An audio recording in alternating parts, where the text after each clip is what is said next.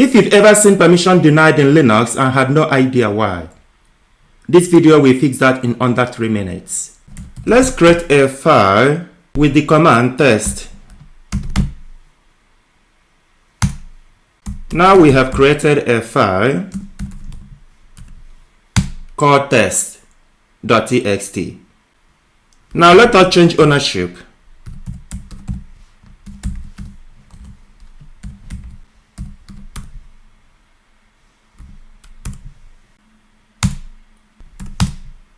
Now let us append some text to that file.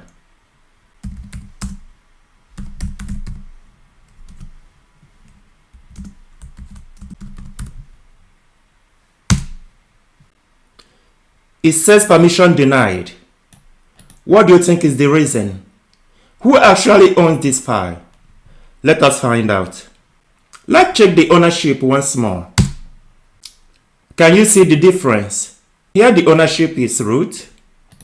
Up there the ownership was TechLink. The first root here is the user and the second root is the group. Now let us change the ownership once more. Finally, let us try to append our text again.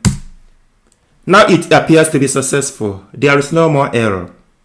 Why? Because the file belongs to you now. Let's check it again. Now we have changed the permission back to TechLink. One of the biggest mistakes people make sometimes is to use this command when changing ownership. Do not do this. It is dangerous.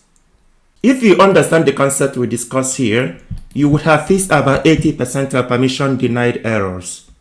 In the next video, I will show you how you can interpret these permissions. So watch the next video in order to see how you can do that. May I ask you to please subscribe to this channel, to like and to share. Thank you.